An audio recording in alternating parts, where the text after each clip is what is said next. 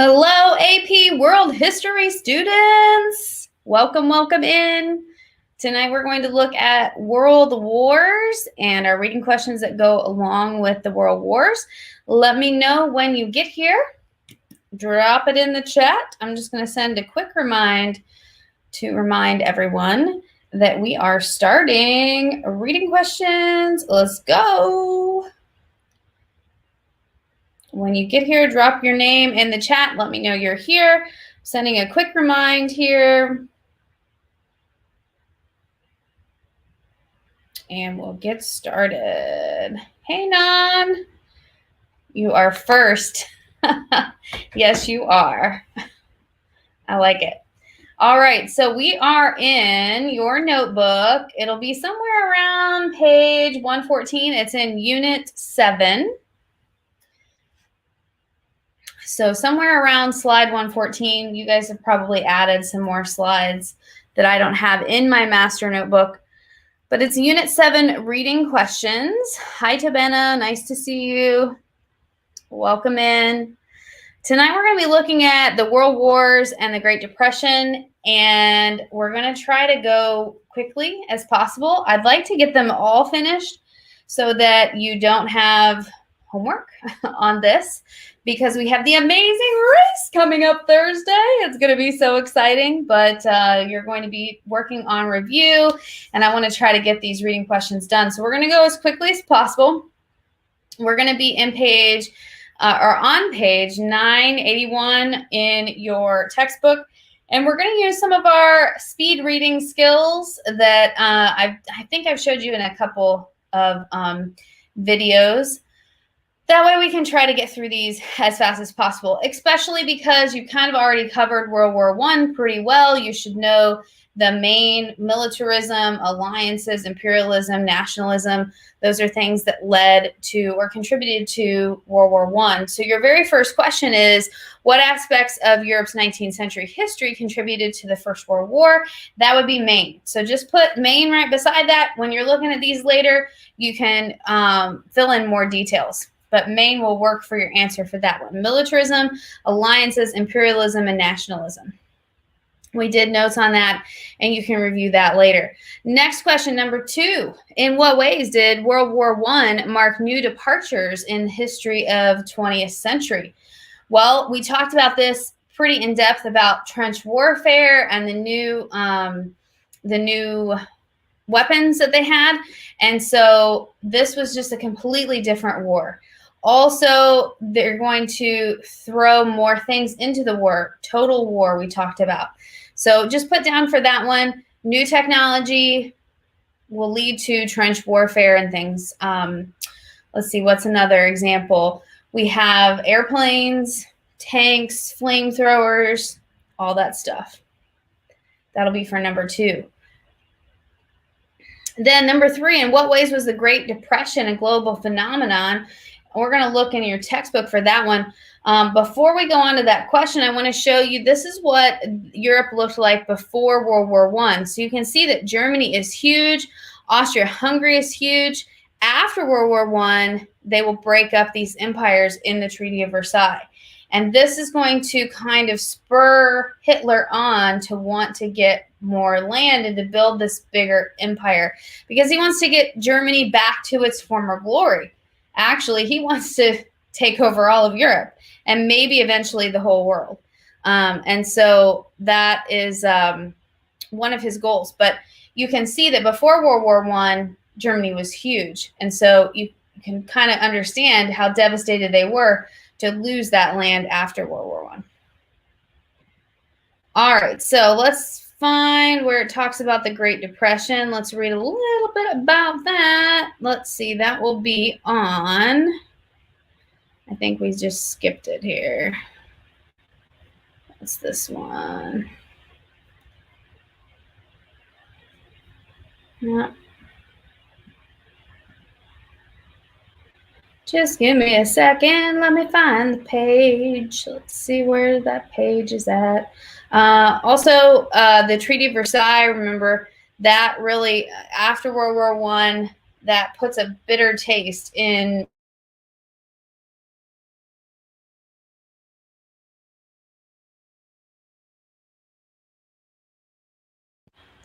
Okay, sorry, my mic lost connection there. I hope you can hear me now.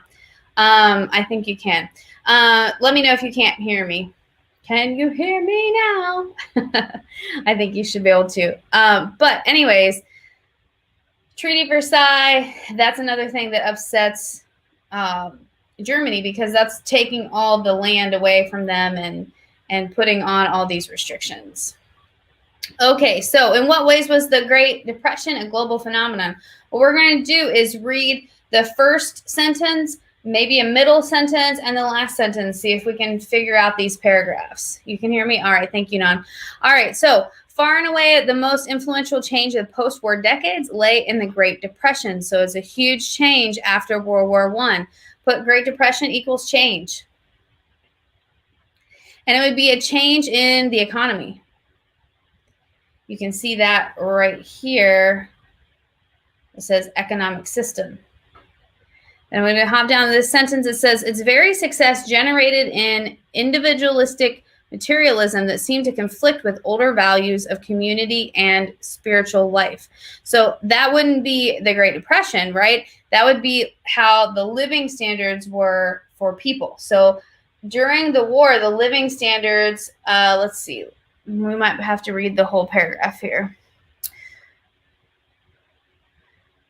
Okay, so it says that because of the war, there was increased living standards for people, and they're getting this more materialistic because of the availability of goods. Now, that wasn't everywhere. That's going to be mostly in the United States. Let's see, represented political. Okay, this paragraph is tough to speed read. Sorry. If World War I represented political change of Europe, this catastrophic downturn suggested that Western capitalism was likewise failing. Okay, so they're talking about the United States. During the 19th century, the economic system had spurred the most substantial economic growth in world history and had raised the living standards. But to many people, it was a troubling system. Its very success generated an individualistic materialism to conflict with older values of community and spiritual life. So what they're saying is that it was going very well in the West because of capitalism, but now it's kind of troubling and it looks like it might fail. Let's go to the next paragraph. It says, never had the flaws of capitalism been so evident or so devastating as during the decade that followed the outbreak of the Great Depression in 1929. So put 1929 beside the Great Depression. All across the Euro-American heartland of the capitalist world, this vaunted economic system seemed to unravel. So let's go down, pick out some of these words. Wall Street collapses, banks closed, many people lose their life savings, unemployment soared, vacant factories, soup kitchen, bread lines, shanty towns, and beggars came to symbolize the human reality of this economic disaster. So Great Depression, economic disaster. Banks close, people lose their jobs. And it says, explaining its onset, its spread from America to Europe and beyond, and its continuation for a decade has been a complicated task for historians. Let's see, what else does it talk about? Okay, so now it's talking about why it spreads to Europe. So it's going to start to spread to Europe because remember, European countries have to pay reparations. So I'm right here in the reading so that you can catch up with that. It says major European countries were not able to purchase the goods that were coming out of American factories. Germany and Austria had to make huge reparation payments and were able to do so with extensive U.S. loans. So they're getting loans from the U.S. in order to pay the reparation payments. That's the payments for the war. Britain and France, which were much indebted to the United States, depended on those reparations to pay their loans. Furthermore, Europeans generally had recovered enough to begin producing some of their own goods, and their expanding production further reduced the demand for American products. So the demand for American products was lowering, but the supply was still high. They still had a lot of supply. Hi, Damien. Welcome in. We're on the Great Depression question. Much as Europe's worldwide empires had globalized the Great War, so too its economic linkages globalized the Great Depression. Countries or colonies tied to exporting one or two products were especially hard hit. Colonial Southeast Asia, the world's major rubber producing region, saw the demand for its primary export drop. So the supply is still up there, the supply is still high, but the demand has decreased. So put that down as a reason why it's going to spread worldwide. The supply is still good, but the demand decreased. You want the supply and the demand to kind of equal out. Like you want there to be a high demand and also enough supply. You definitely don't want a supply without the demand, because then you're not selling anything.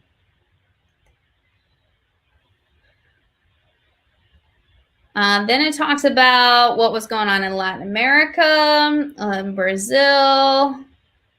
Let's go down to this last paragraph. It says, the Great Depression also sharply challenged the governments of industrialized capitalist countries, which generally had believed that the economy would regulate itself through the market. The market's apparent failure to self-correct led many people to look twice at the Soviet Union, the communist state that grew out of the Russian Revolution and encompassed much of the territory of the old Russian Empire.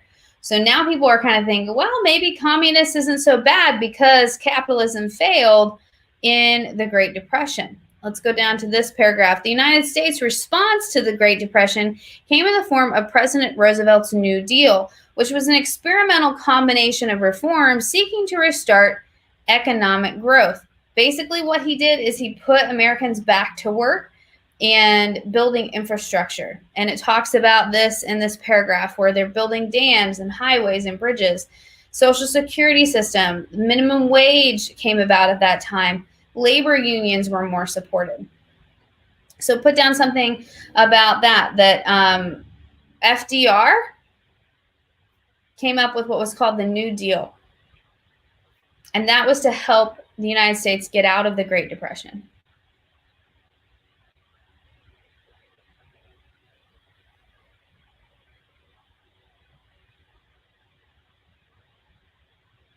All right, now the very last paragraph says, ultimately, none of the New Deal's programs worked well to end the Great Depression. Not until the massive government spending required by World War II kicked in did that economic disaster abate in the United States. The most successful efforts to cope with the Depression came from unlikely places: Nazi Germany and an increasingly militaristic Japan. So what that is saying is that the Great Depression ends when World War II starts, and they need to start spending money on World War II. Hey, welcome in. We just finished the Great Depression question. We're kind of going really quickly because I want to try to get these questions finished so that you guys don't have any extra to do. So then it says, using the chart on page 993, answer the question that goes with the chart. Let's look at that and see what that's about. Where's the question, or where's the chart? 993, right here.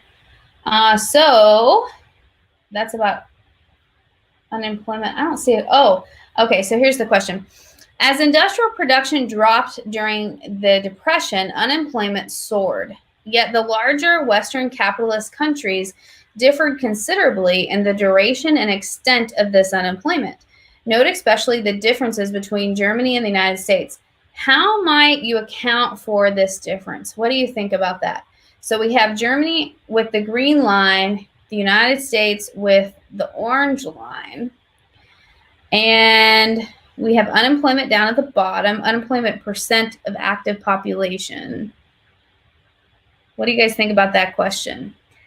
Why was there a difference between Germany and the United States?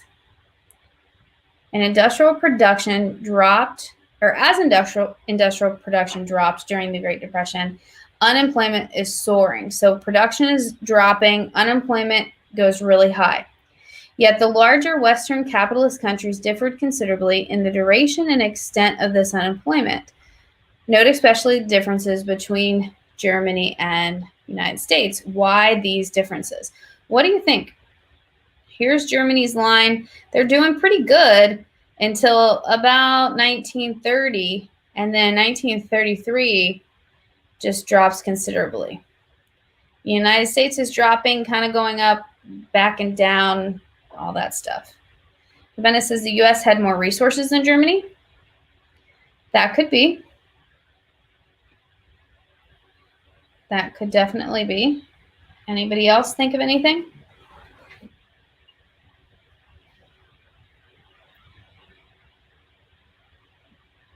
Hitler takes power in 1932 or 33. I can't remember the exact year. I think it's like right in here. So maybe it has something to do with that. Anybody else have any ideas? Drop it in the chat if you've got any ideas.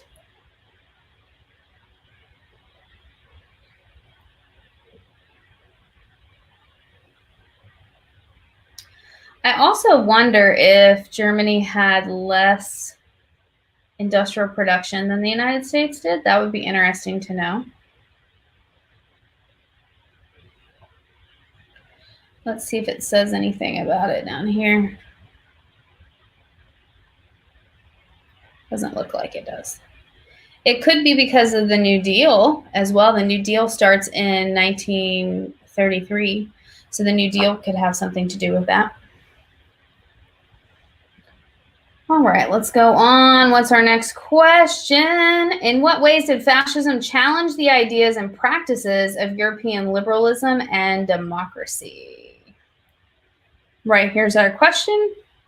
Let's start looking at this. Between 1919 and 1945, a new political ideology known as fascism found expression across much of Europe. At the level of ideas, fascism was intensely nationalistic, seeking to revitalize and purify the nation and to mobilize people for some grand task. So it's a very nationalistic, the love of your country, the pride of your country. Its spokesman praised violence against enemies as a renewing force in society, celebrated action rather than reflection, and placed their faith in a charismatic leader. Fascists also bitterly condemned individualism, feminism, parliamentary democracy, and communism, all of which they argued divided and weakened the nation. In their determination to overthrow existing regimes, they were revolutionary in their embrace of traditional values and their opposition of modern life. They were conservative and reactionary, okay? Kind of already talked about that a little bit. Such ideas appealed to aggrieved people across the social spectrum. That means, aggrieved means people who were upset, people who were hurt by the First World War. In the devastation that followed the First World War, the number of such people grew substantially. In the aftermath of the Russian Revolution in 1917, some among the middle and upper class felt the rise of socialism and communism as a dire threat. Small-scale merchants, artisans, farmers feared the loss of their independence to either big business or socialist revolutions. So they were supportive of this communism because they didn't want to lose their independence and their power. Wait, hold on. Feared the loss of their independence. Okay, so they don't want socialism. Sorry, I had that wrong. Demobilized soldiers had few prospects and nursed many resentments. So there were a lot of people without jobs. Let's go down to the next paragraph. Small fascist movements appeared in many Western European countries, including France, Great Britain, and the Netherlands, and they had little impact. But they had little political impact. More substantial movements took shape in Austria, Hungary, and Romania. In Spain, the rise of a fascist movement led to a bitter civil war and a dictatorial regime that lasted into the 1970s.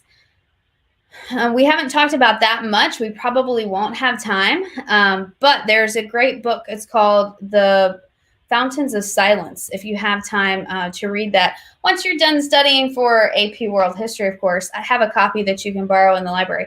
But it's really good. It's fiction. It's historical fiction, but it's based on a lot of truth from that time period and what they did to the people during that time period. Also, we have a lot of anti-Semitic measures coming out. So this would be against the Jews. Anytime you see anti-Semitic, that's against the Jews. The fascist alternative took shape first in Italy. That nation had become a unified state only in 1870 and had not yet developed a modern and thoroughly democratic culture. I forgot what question we're looking for. Hold on just a second. In what ways did it challenge ideas of liberalism? Okay. Northern Italy, however, had begun to industrialize. The First World War gave rise to resentful veterans, many of them unemployed, and to patriots who believed that Italy had not gained the territory it deserved from the Treaty of Versailles. So once again, Italy is upset about how much land they didn't get. During the serious economic downturn after World War I, trade unions, peasant movements, and various communist and socialist parties threatened the established social order with waves of strikes.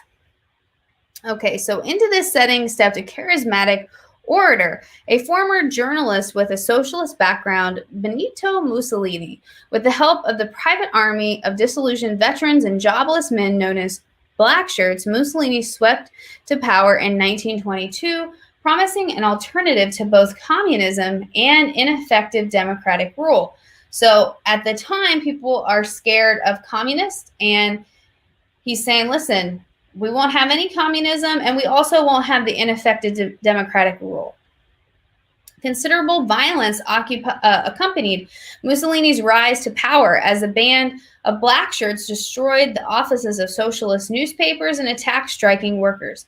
Fearful of communism, big businesses threw its support to Mussolini, who promised an order in the streets and an end to the bickering party politics. So big businesses are supporting him because they don't want communism and the fear of losing their independence. Let's go on to the next page. In Mussolini's thinking, fascism was resolutely anti-communist, the complete opposite of Marxist socialism, and equally anti-democratic. Fascism combats the whole complex system of democratic ideology and repudiates it. He wrote, at the core of Mussolini's fascism was his conception of the state. Fascism conceives of the state as an absolute. So this would be one way that it goes against liberalism. The state is absolute. That means the state is all powerful. Put that down for your question. The state is all powerful, or the state is absolute. It's number 5.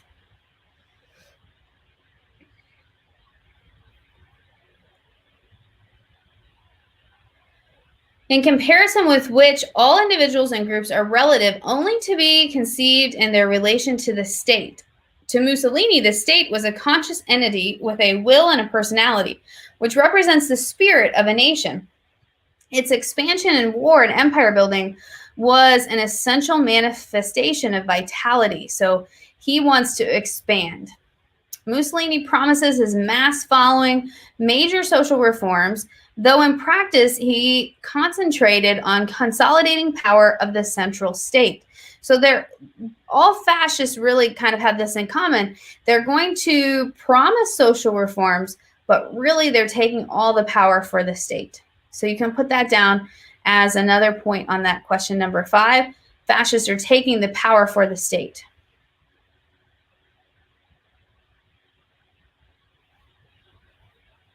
Hey, Hector, welcome in. We're on question number 5. Unit 7, reading questions. His government suspended democracy, imprisoned, deported, and sometimes executed opponents. Italy's fascist regime also disbanded independent labor unions and peasant groups, as well as all opposing political parties. In economic life, a corporate state took shape, at least in theory, in which workers, employers, and various professional groups were organized into corporations that were supposed to settle their disagreements and determine economic policy under the supervision of the state. So everything kind of comes under the umbrella of the state.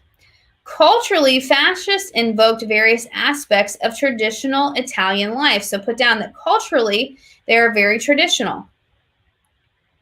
Culturally, they are traditional. We talked about how Mussolini supports Catholicism, even though he himself is not Catholic. And he also supported women in their traditional role at home.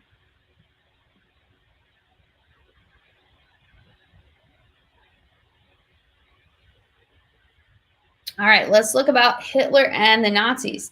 Far more important in the long run was the German expression of European fascism that was shaped by the leadership of Adolf Hitler. Then it says, in many respects, it was similar to its Italian counterpart. Both espoused an extreme nationalism. So you could also put this down on question number 5. Extreme nationalism.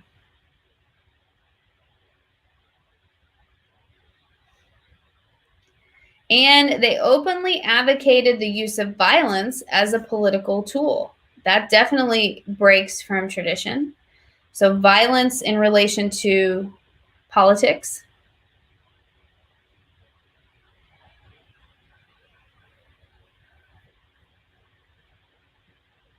Let's see what's the next question. Oh, sorry.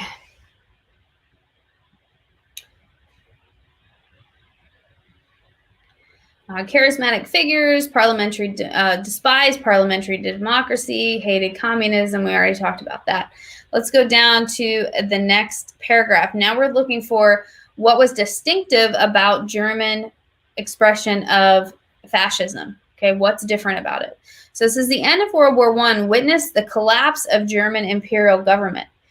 Itself less than a half century old, it was left to the democratic politicians of the new government known as the Weimar Republic to negotiate a peace settlement with the victorious allies. Traditional elites who had withdrawn from public life in disgrace never explicitly took responsibility for Germany's defeat. Instead, they attacked the democratic politicians and had an enviable task of signing the Treaty of Versailles and enforcing it. In this setting, some began to argue that German military forces had not really lost the war, but that civilian socialists, communists, and Jews had betrayed the nation, stabbing it in the back. So one way that was different is that the socialists, communists, and Jews are blamed for Germany's loss. Socialists, communists, and Jews are blamed for Germany's loss.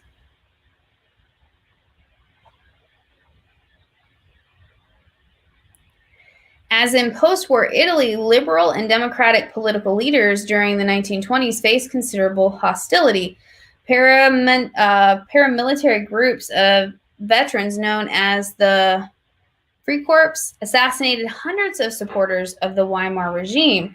Gradually, some among the middle class as well as conservative landowners joined in the opposition to the Weimar regime, both groups threatened by the ruinous inflation of 1923 and then the Great Depression. So the economy is really, really bad. That's another thing that's a problem. We are on question number 6, Hector. The German economy largely ground to a halt in the early 1930s amid massive unemployment among workers and the middle class alike. Everyone demanded decisive action from the state. Many industrial workers looked to socialists and communists for solutions. Others turned to fascism. Large number of middle-class people deserted moderate political parties in favor of conservative and radical right-wing movements. This is the context in which Adolf Hitler comes to power, okay?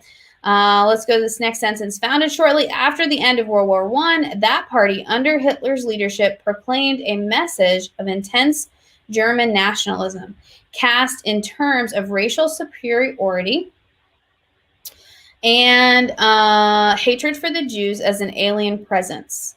All right, and then, of course, they were upset about the Treaty of Versailles. Let's go to the next paragraph. Once in power, Hitler moved quickly to consolidate Nazi control of Germany. We talked about that, how he was trying to give himself all the power. And he did this more thoroughly than Mussolini. Hitler and the Nazis established their control over German society. So one way that it's different is that they take complete control, more so than Mussolini did. Sorry, had a tickle.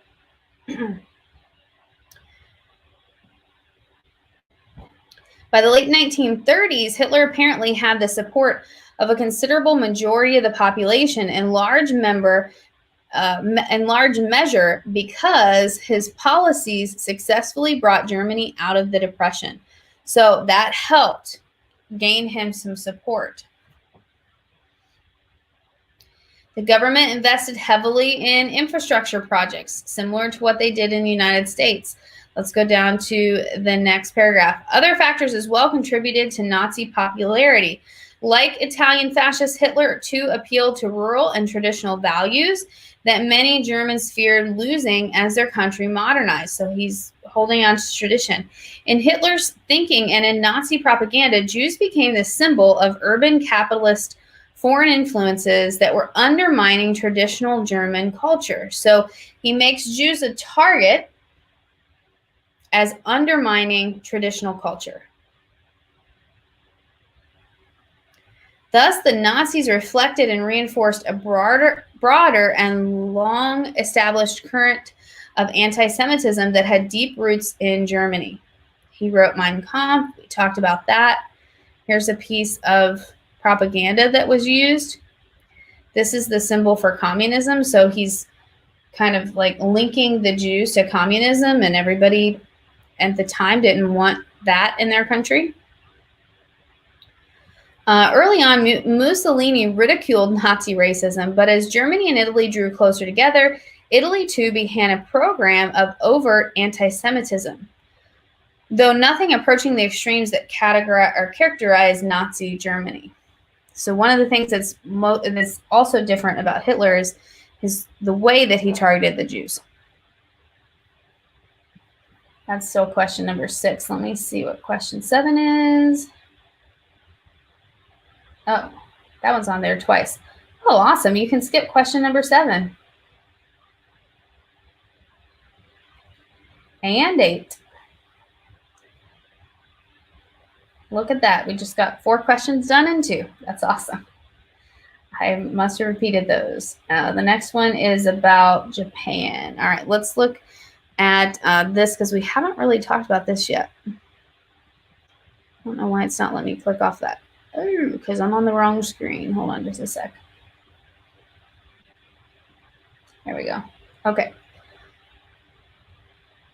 So upon coming to power, Hitler implemented policies that increasingly restricted Jewish life. Soon Jews were excluded from universities, professional organizations, and civil employment. In 1935, the Nuremberg laws were passed. Hold on just a second. I got to figure out how to get back to this other screen. There we go. Okay. All right. So Nuremberg laws end German citizenship for Jews and forbade marriage or sexual relations between Jews and Germans. On the night of November 9th, 1938, known as Kristallnacht, persecution gave way to terror.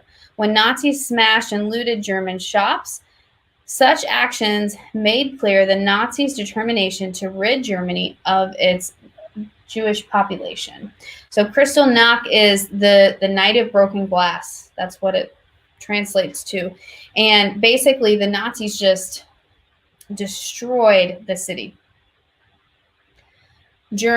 targeting Jewish businesses, of course, not every business. Beyond race, gender too figured prominently into Nazi thought and policies, deeply anti-feminist and resentful of the liberating changes that modern life had brought to European women. Nazis wanted to limit women largely to the home, removing them from the paid workforce. Thanks, Mr. Andrade. Right back at you, buddy. You need a YouTube channel. Did you start your YouTube channel yet? Let me know. We haven't talked about it, so I don't know if you have or not. Hi, Fatine. Welcome in. All right, so another similarity between Hitler and Mussolini would be the fact that they're trying to keep women in traditional roles. All right, let's keep going. Let's read this last paragraph and then we'll go on to Japan. If World War I and the Great Depression brought about the political and economic collapse of Europe, the Nazi phenomenon represented a moral collapse within the West, deriving from a highly selective incorporation of earlier strands of European culture. On the one hand, the Nazis actively rejected some of the values, rationalism, tolerance, democracy, human equality. But for many people, that for many people had defined the core of Western civilization since the Enlightenment. On the other hand, they claimed the legacy of modern science, particularly in their concern to classify and rank various human groups. Thus, they drew heavily on scientific racism of the late 19th century and its expression in phrenology, can't say that word, which linked the size and shape of the skull. So they were going to be more about scientific racism versus the Enlightenment ideas of equality and democracy and tolerance. All right, Mr. A+ math teacher. I like it. I'm going to have to go subscribe. You guys need to subscribe to Mr. Andrade's page. Give him some love. Mr. A+ math teacher. I like it. I like it. It's about time you join me in the YouTube world. All right. Okay, so our next question is about Japan. We're almost done, guys. Number 9, how did Japan's experience during the 1920s and 1930s resemble that of Japan, and how did it differ? So what are the similarities and what are the differences? That's what we're looking for. In various ways, the modern history of Japan paralleled that of Italy and Germany. That's the similarities, right? So pay attention to that. All three were newcomers to great power status, with Japan joining the club of industrializing and empire building. So put down that Japan was also industrializing and empire building.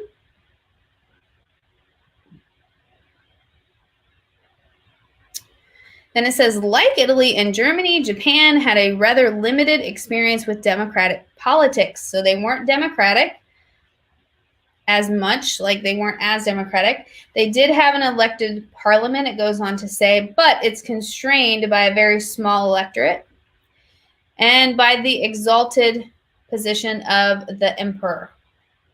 So it wasn't like, it was constrained democracy.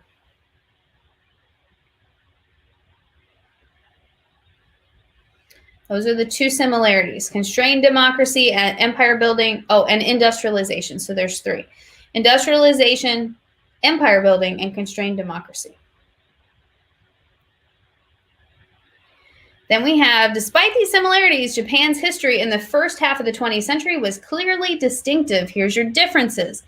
In sharp contrast to Italy and Germany, Japan's participation in World War I was minimal, and its economy grew considerably as other industrialized countries were consumed by the European conflict. So they weren't very involved in World War I, and therefore they didn't experience the losses that Europe experienced.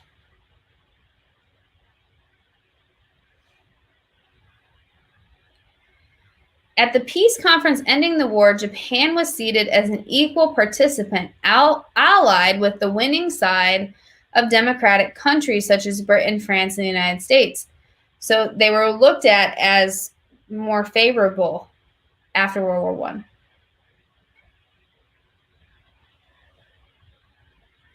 Then it says, during the 1920s, Japan seemed to be moving toward more democratic policies or politics and Western cultural values. They were westernizing.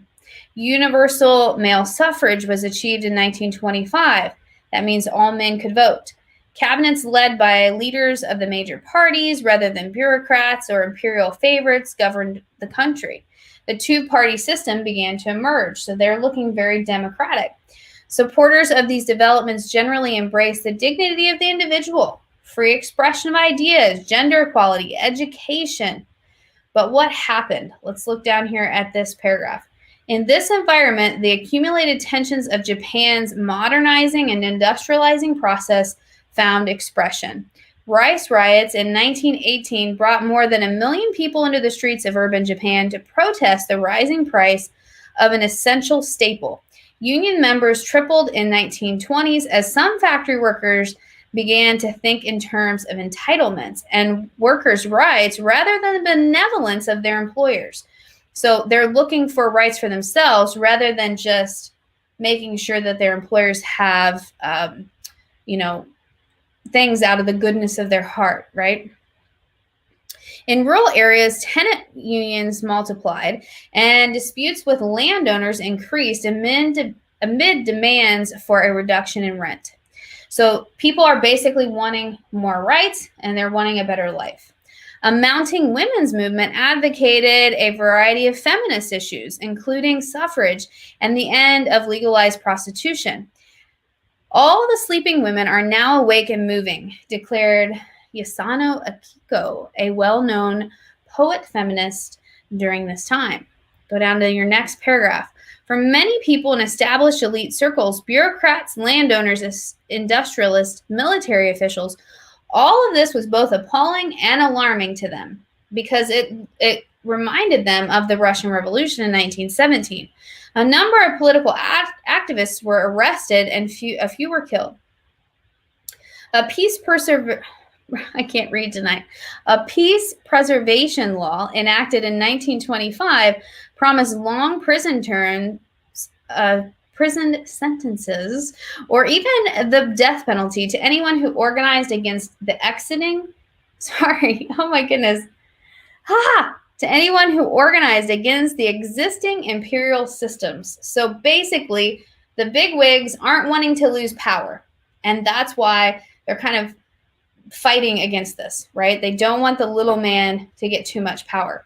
As in Germany, however, it was the impact of the Great Depression that paved the way for harsher authoritarian action. The worldwide economic catastrophe hit Japan hard, shrinking world demand for silk, impoverished millions of rural dwellers who raised silkworms. Japan exports fell by half between 1929 and 1931. So put down that they are hit hard by the Great Depression.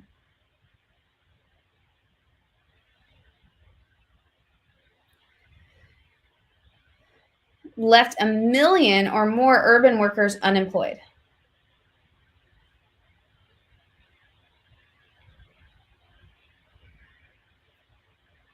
Many young workers returned to their rural villages only to find food scarce, families forced to sell their daughters to urban brothels, and neighbors unable to offer the customary money for funerals of their friends.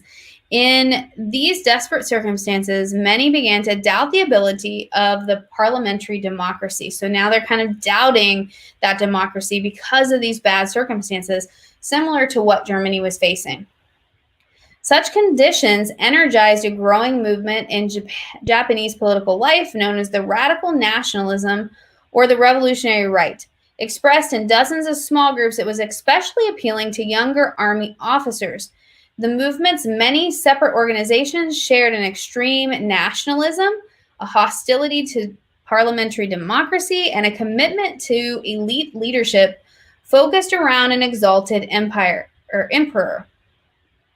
Also a dedication to foreign expansion. So the same types of things that Germany is wanting.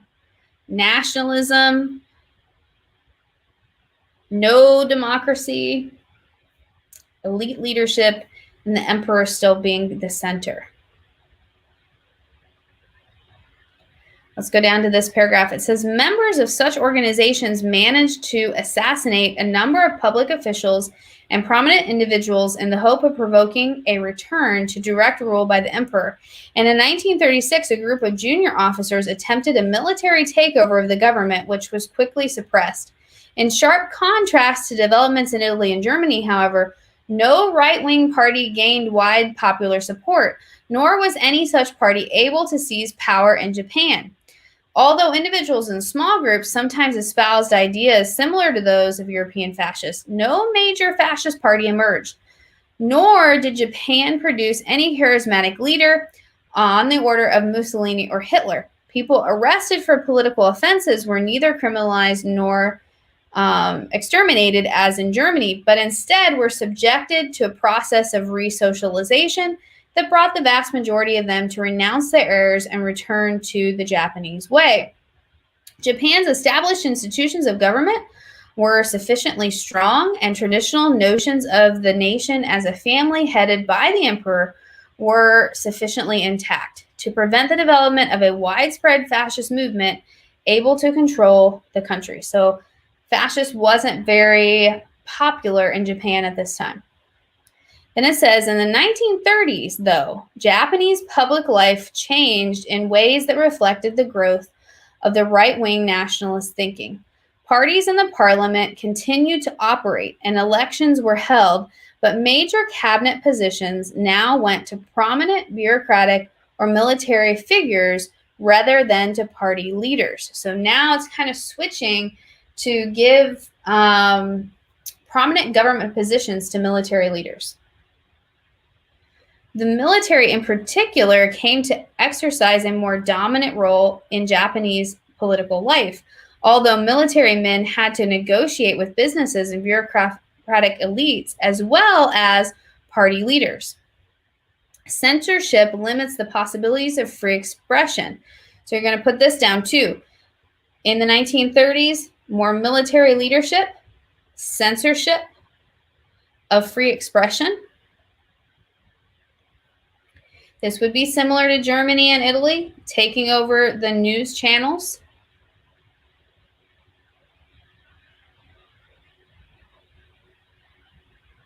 Let's go down to this paragraph. It says, the erosion of democracy and the rise of the military in Japanese political life reflected long-standing Japanese respect for military values of its ancient samurai warrior class, as well as relatively independent position of the military in Japan's Meiji Constitution. The state's success in quickly bringing the country out of the Depression likewise fostered popular support. So same as Germany, they're bringing them out of the Great Depression. That made people happy. As in Nazi Germany, state-financed credit, large-scale spending on armaments and public works enabled Japan to emerge from the Great Depression more rapidly and more fully than major Western countries. Let's go down to that next paragraph. It says, although Japan during the 1930s shared some common features with fascist Italy and Nazi Japan, or Nazi Germany, it remained, at least internally, a less repressive and more pluralistic society than either of these European states. So the difference is that Japanese intellectuals and writers had to contend with government censorship, but they did retain some influence. So they were censored, but they weren't completely done away with. Generals and admirals exercised great political authority as a role in elected parliament declined, but they did not govern alone. Political prisoners were few and were not subjected to execution or deportation as the European fascist states. Japanese conceptions of their racial purity and uniqueness were directed largely against foreigners rather than an internal minority. So they were more against foreigners than they were anyone internal. Nevertheless, like Germany and Italy, Japan developed extensive imperial ambitions. So they want to expand.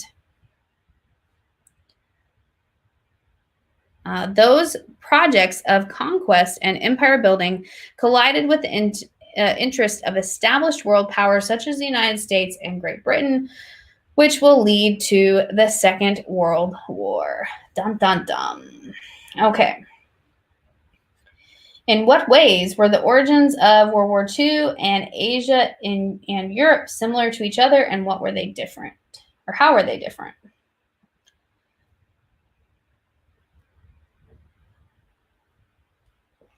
All right, guys, we're almost done. Isn't that exciting?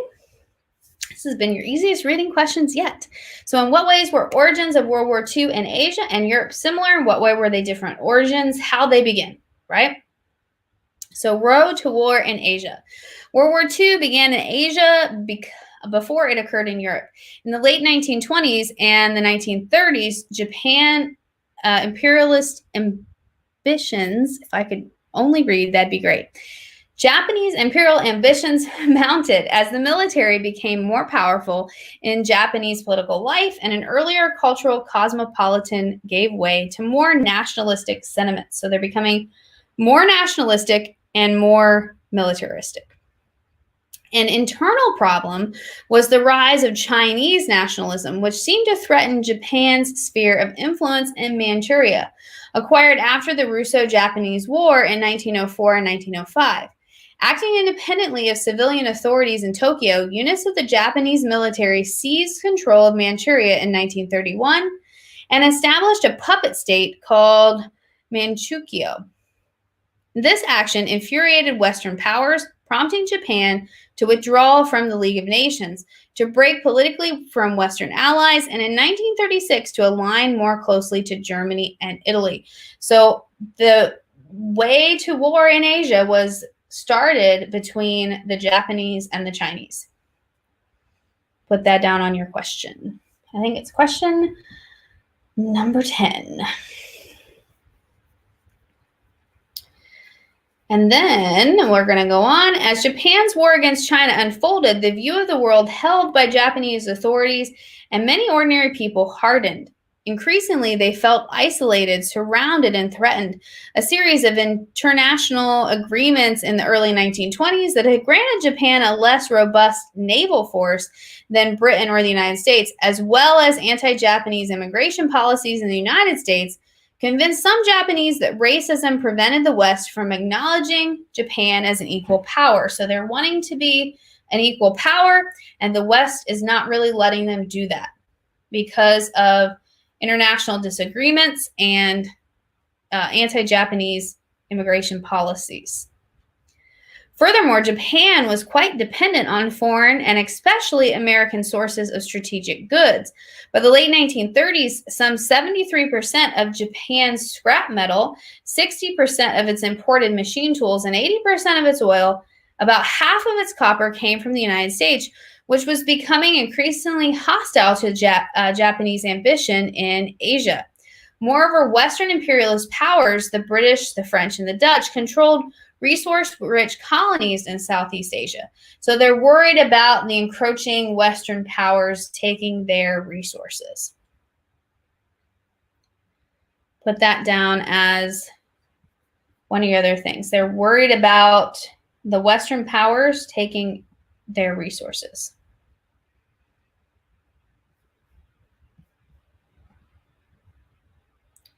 Then it says, thus in 1940 and 1941, Japan extended its military operations to the French, British, Dutch, and American colonies of Indochina, Malaya, Burma, Indonesia, and the Philippines. And in this map, you can see that happening. Here's Japan, and here's all those areas down here. So Japan's going to try to start taking those areas over. In an effort to acquire those resources that would be free, or that would free it from the dependence on the West. So they're trying to take over colonies that the West has claimed in order to get the resources so that they don't have to continue to be dependent on the West.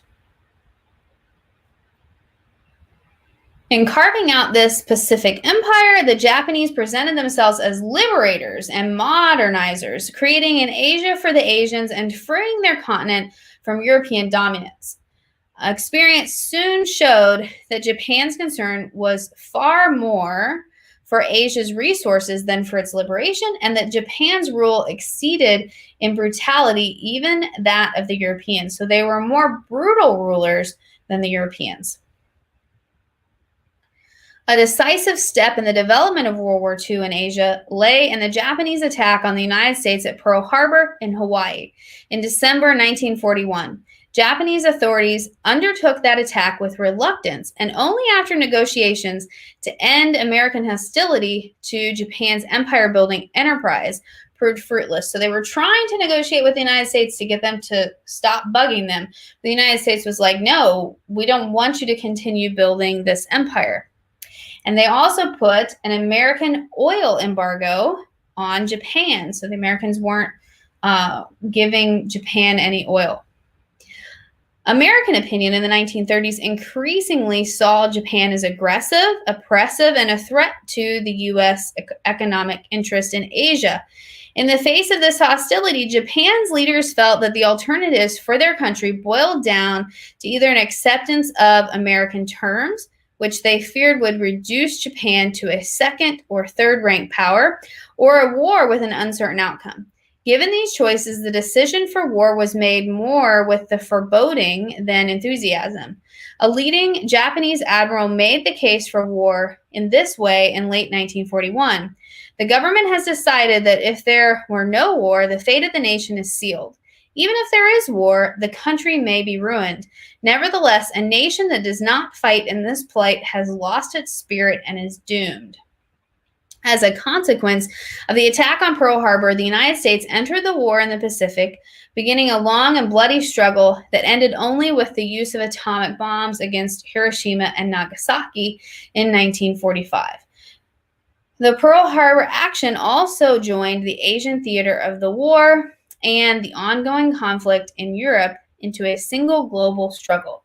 So when you hear Asian theater, you know that they're talking about this side right over here. This is the Asian theater. The European theater would be the other side of the war, which would be in Europe. All right, so that was Japan. Now we're going to go on to Europe. If Japan was dissatisfied power in Asia, Nazi Germany clearly occupied the role in Europe. As a consequence of their defeat in World War I and the harsh terms of the Treaty of Versailles that we've talked about a lot. Let's go down to the next paragraph. War was central to the Nazi agenda in several ways. Nazism was born out of World War I. The hated treaty had ended it, and the disillusioned ex-soldiers who emerged from it. Furthermore, the celebration of war as a means of ennobling humanity and enabling the rise of superior people was the core of Nazi ideology. Whoever would live must fight, Hitler declared. Only in force lies the right of possession. He consistently stressed the importance for Germany gaining Lebensraum, which is living space in the East, in the lands of Slavic Poland and Russia. Inevitably, this required war. Slowly at first, and then more aggressively, Hitler prepared the country for war as he also pursued territorial expansion. A major rearmament program began in 1935. The next year, German forces entered the Rhineland, which the Treaty of Versailles had ordered demilitarized. And in 1938, Germany annexed Austria and the German-speaking parts of Czechoslovakia. At a famous conference in Munich in that year, the British and the French gave these actions their reluctant blessing, hoping that this appeasement of Hitler would satisfy his demands and avoid an all-out war.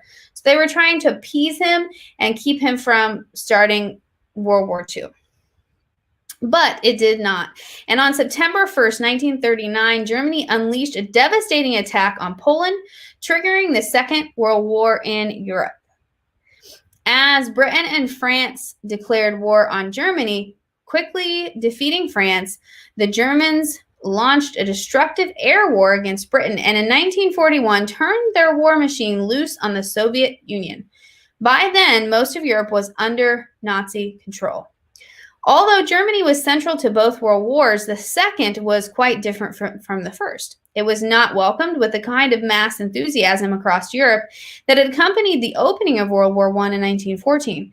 The bitter experience of the Great War, which is World War I, suggested to most people that only suffering lay ahead. The conduct of the two wars likewise differed. The first war had quickly bogged down in trench warfare and emphasized defense, whereas in the Second War, the German tactic was blitzkrieg, or lightning war, which coordinated the rapid movement of infantry, tanks, and air power over large areas. I believe your last question was, how did World War II and World War I differ? For World War I, you need to write down that people were enthusiastic about it, whereas they're not enthusiastic about World War II.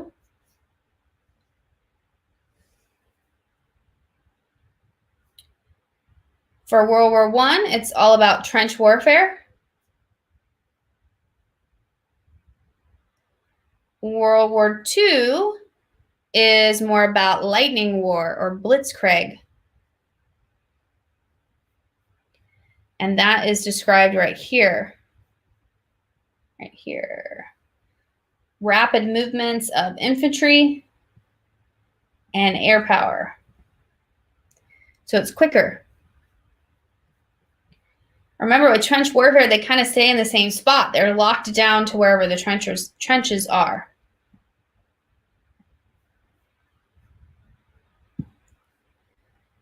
Okay. Such military tactics were initially successful and allowed German forces, aided by their Italian allies, to sweep over Europe, the Western Soviet Union, and North Africa. The tide began to turn in 1942 when the Soviet Union absorbed the German onslaught and then began counterattack, slowly and painfully moving westward toward the German heartland. The United States, with its enormous material and human resources, fully joined the struggle against Germany in 1942. 3 more years of bitter fighting ensued before the Germans were defeated. It definitely has been argued by historians as to whether or not Europe could have won without the United States' help. That's definitely an interesting conversation. Hey, Parker. Welcome in. It's good to see you. Wanted to hop in and say hi. I hope you're having a great year too, Parker. Miss you, kiddo. Parker was in my class last year. He is now. Are you a senior this year? You are a senior. So you were in my class the year before last year. Oh my goodness, how time flies. It's crazy. That is so crazy. Before you guys know it, you're going to be seniors too. It's going to happen. And I'll be saying, are you a senior or are you a junior? I don't remember. All right, here's some more differences between World War I and World War II, and we're almost finished, guys. Hang in there. The Second World War was the most destructive conflict in world history, with a total deaths estimated at around 60 million, 6 times that of World War I. So there was more death in World War II. More than half of those casualties were civilians. Partly responsible for this horrendous toll were the new technology. So once again, we have more new technology coming in World War II. Let's go down to the next paragraph. Nowhere was that blurring more complete than the Soviet Union, which accounted for more than 40% of the total deaths, probably around 25 million, with an equal number made homeless and thousands of towns and villages and industrial enterprises destroyed. German actions fulfilled Hitler's instructions to his leading generals. The war against Russia will be such that it cannot be conducted in a knightly fashion. The struggle is one of ideologies and racial differences and will have to be conducted with unprecedented, unmerciful, unrelenting harshness. German soldiers guilty of breaking international law will be excused. So basically, Hitler is telling them, be as cruel as you possibly can be. In China as well, perhaps 15 million deaths and uncounted refugees grew out of prolonged Chinese resistance and the shattering Japanese response, including the killing of every person and every animal in many villages. Within a few months, during the infamous rape of Nanjing in 1937 and 1938, some 200,000 to 300,000 Chinese civilians were killed and often mutilated, and countless women were sexually assaulted. So it was just very, very bad in World War II.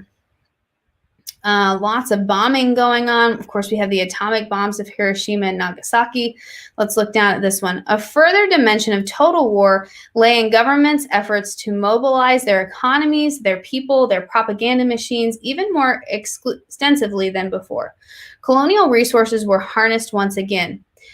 The British in particular made extensive use of colonial troops and laborers from India and Africa. So put down that colonial resources were also used in both wars. Colonial resources were used in both wars.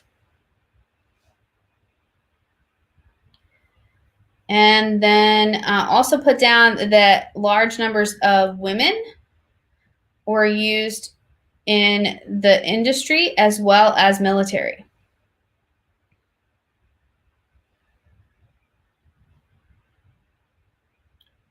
Rosie the Riveter will represent women in the United States. She's the one that's like, we can do it. I'm sure you've seen that poster. She's wearing like a blue jean suit and a bandana around her head, and she looks really strong. That was to try to get women to go and work in the factories and help with the war effort. In the Soviet Union, women were constituted more than half of the industrial workforce by 1945 and almost completely dominated agricultural production. Soviet women also participated actively in combat, with some 100,000 of them winning military honors. Much smaller percentage of German and Japanese women were mobilized for factory work, but a Greater Japan Women's Society enrolled more than 19 million members who did volunteer work and promised to lay aside their gold jewelry and abandon extravagant weddings. As always, war heightened the prestige of masculinity. Let's look down at the next paragraph. But while women had largely escaped death and injury in the First World War, neither women nor children were able to do so amid the indiscriminate slaughter of World War II. So there was more civilian death in World War II. Put that down on your question. More civilian death in World War II. Let's go down to the next paragraph. Among the most haunting outcomes of the war was the Holocaust. The outbreak of that war closed off certain possibilities, such as forced immigration for implementing the Nazi dream of ridding Germany of its Jewish population. It also brought millions of additional Jews in Poland and the Soviet Union under German control, and triggered among Hitler's enthusiastic subordinates various schemes for a final solution to the Jewish question. From this emerged the death camps that included Auschwitz, Dachau, Bergen-Belsen. Altogether, some 6 million Jews perished in a technologically sophisticated form of mass murder that set a new standard for human depravity. Millions more, whom the Nazis deemed inferior, undesirable, or dangerous, such as the Russians, the Poles, and other Slavs, Gypsies, or the Roma, mentally or physically handicapped people, homosexuals, communists, and Jehovah's Witnesses, likewise perished in Germany's effort at racial purification. So the Holocaust is a very dark part of World War II. As if the rest of it wasn't bad, the Holocaust takes it to a new level. It's very, very sad. Although the Holocaust was concentrated in Germany, its significance in the 20th century world history has been huge. It has haunted post-war Germany in particular and the Western world in general. How could such a thing have occurred in Europe, bearing the legacy of both Christianity and the Enlightenment? More specifically, it sent many of Europe's remaining Jews fleeing to Israel and gave urgency to the establishment of a modern Jewish nation in the ancient Jewish homeland. That action outraged many Arabs, some of whom were displaced by the arrival of the Jews, and has fostered an enduring conflict in the Middle East. Furthermore, the Holocaust defined a new category of crime against humanity: genocide, the attempted elimination of entire peoples. Universal condemnation of the genocide of the Holocaust, however, did not end the practice, as in cases of mass slaughter in Cambodia, Rwanda, Bosnia, and the Sudan have demonstrated. On an even larger scale than World War I, this second global conflict rearranged the architecture of world politics. As the war ended, Europe was impoverished, its industrial infrastructure shattered, and many of its great cities in ruins. Millions were homeless and displaced. Within a few years, this much weakened Europe was effectively divided, with its western half operating under an American security umbrella and the eastern half subject to Soviet control. It was clear that Europe's dominance in world affairs was finished. Over the next 2 decades, Europe's greatly diminished role in the world registered internationally as its Asian and African colonies achieved independence. So that would be decolonization. Not only had the war weakened both the will and the ability of European powers to hold their colonies, it had also emboldened nationalist and anti-colonial movements everywhere. Japanese victories in Southeast Asia had certainly damaged European prestige, for British, Dutch, and American military forces fell to Japanese conquerors, sometimes in a matter of weeks. Japanese authorities staged long and brutal marches of Western prisoners of war, particularly to drive home the local people the era of Western dominance was over.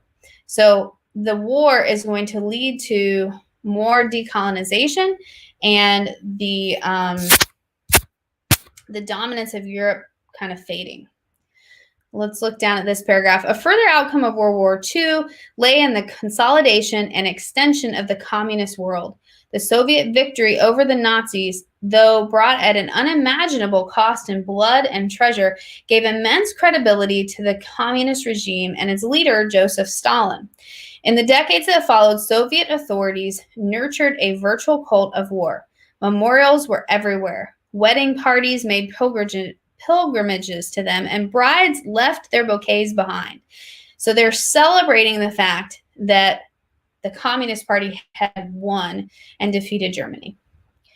Look at this sentence. The Second World War allowed the Chinese Communist Party to gain support and credibility, leading the struggles against Japan. So not only in the Soviet Union did this help, but also in China, and enabled the Communist Party to take leadership there. The horrors of 2 world wars within a single generation prompted a renewed interest in international efforts to maintain the peace. This is where we're going to get the UN, which would be established established in 1945 as a successor to the League of Nations. The League of Nations would come before that and then become the UN. We'd also get the International Monetary Fund, that's mentioned right here. And then it goes on to talk about the recovery of Europe. But I think that that is it on our questions. So, very good. And we finished in 1 hour and 11 minutes. And guess what? You don't have homework now. Isn't that awesome? So awesome. All right, guys. So that wraps up a very quick overview of World War I, World War II. And if you have any questions, make sure and let me know. But I think we're good to go. And tomorrow, if you are A-Day, I will see you. If not, I will see you on Friday. Because remember, no live class on Thursday because of STAR test. All right, guys. Thank you so much for listening. Have a great evening. I'll talk to you later.